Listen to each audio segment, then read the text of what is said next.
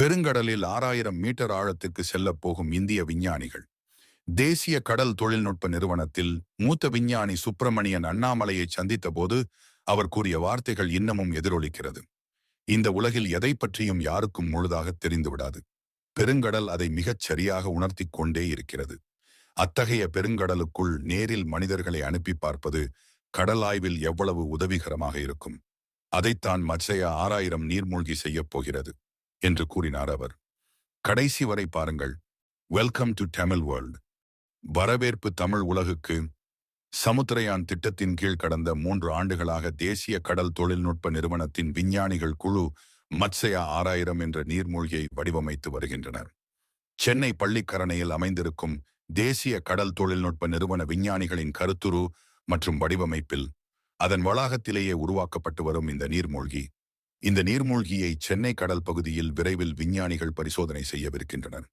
இந்தியாவிலேயே முதல் முறையாக 2026இல் ஆழ்கடலுக்கு மனிதர்களை அனுப்பும் இந்த திட்டம் குறித்து விரிவாக தெரிந்து கொள்ள தேசிய கடல் தொழில்நுட்ப நிறுவனத்தில் மத்ஸ்யா 6000 குழுவினரை சந்தித்தோம். ஆழ்கடலுக்கு செல்லப் போகும் இந்திய விஞ்ஞானிகள். இந்த ஆண்டு முழுவதும் பல கட்ட பரிசோதனைகளை மேற்கொள்ள திட்டமிட்டுள்ள விஞ்ஞானிகள்.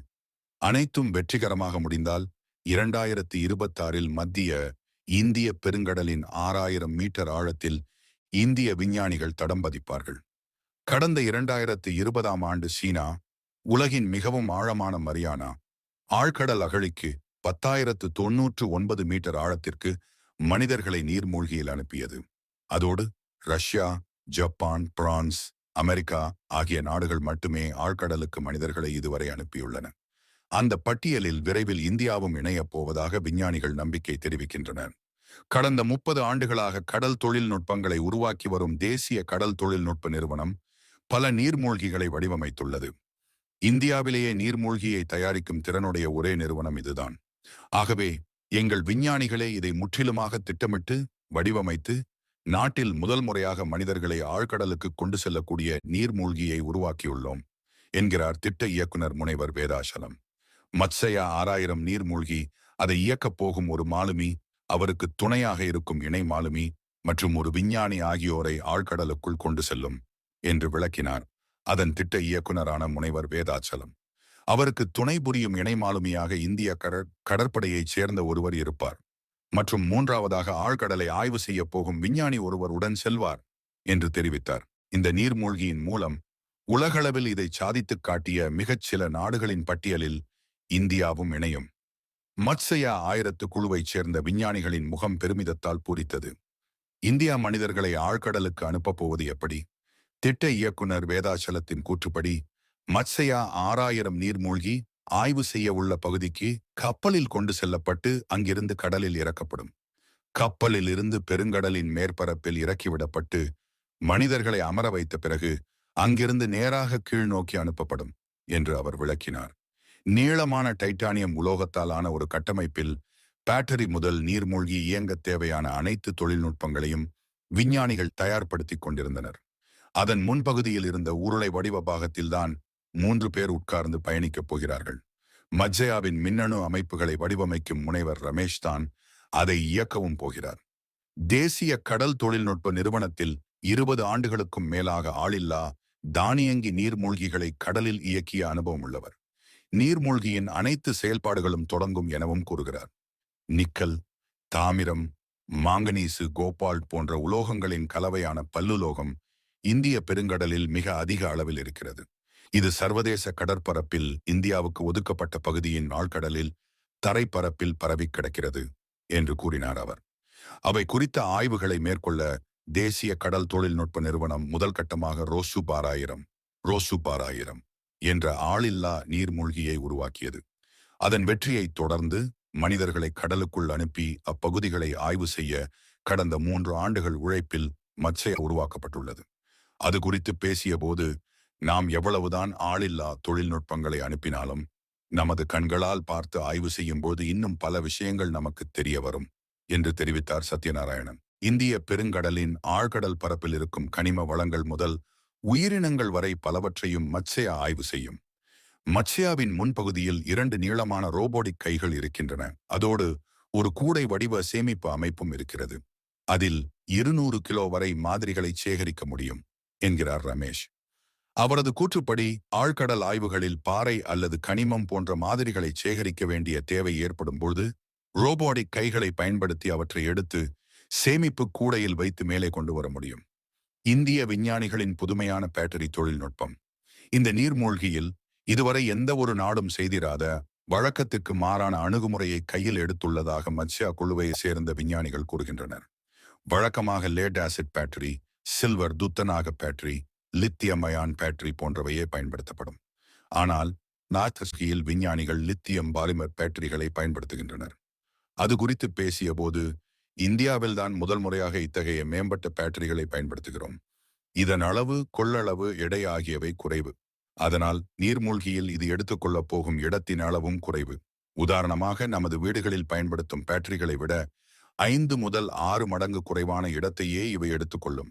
ஆனால் அதிகளவிலான மின்சாரத்தை இவற்றால் வழங்க முடியும் என்று விவரித்தார் அவர். நீர்மூழ்கி பெருங்கடலில் 6000 மீட்டர் ஆழம் வரை செல்வதற்கு 4 மணி நேரம் ஆகும். ஆழ்கடலில் ஆய்வுப் பணிகளை 4 மணி நேரம் மேற்கொள்ளும். மொத்தமாக 12 மணி நேரம் ஆழ்கடலில் இந்த நீர்மூழ்கி இயங்கும். ஆனால் பாதுகாப்பு கருதி சுமார் 108 மணி நேரத்திற்கு தேவையான மின்சார இருப்பு இருக்கும்.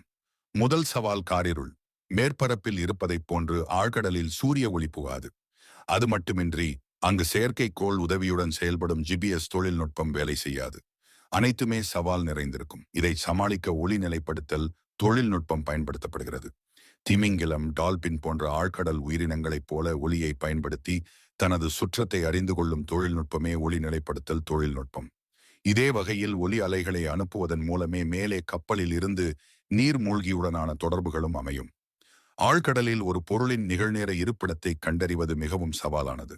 அங்கு ஜிபிஎஸ் பயன்படுத்த முடியாது. அதற்கு பதிலாக ஒளி நிலைப்படுத்தல் தொழில்நுட்பம் பயன்படுத்தப்படும். அதாவது ஆழ்கடல் உயிரினங்களைப் போலவே கடல் அடியில் மத்ஸ்யா ஆராயத்து இருப்பிடத்தை அறிவது, அதன் பாதையை தீர்மானிப்பது. இதைவிட மிக முக்கியமான மற்றொரு சவால் அதீத அழுத்தம்.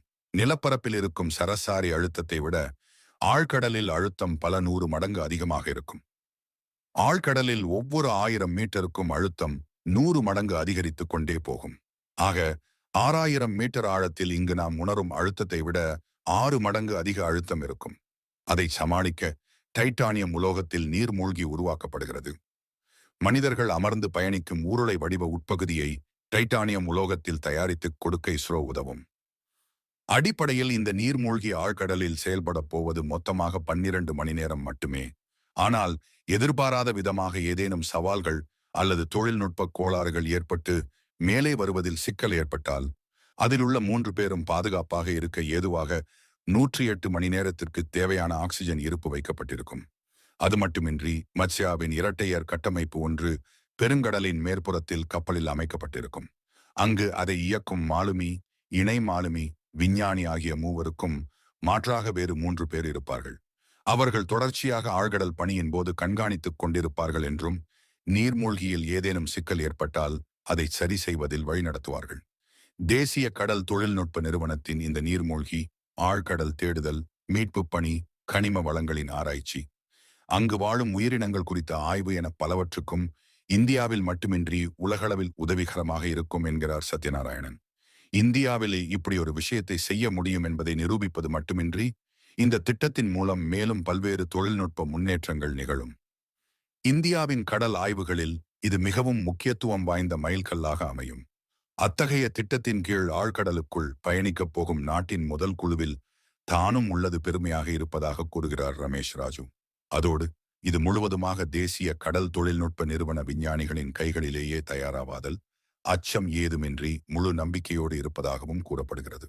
லைக் அண்ட் ஷேர் மற்றும் சப்ஸ்கிரைப் செய்யவும். Thank you for watching this video.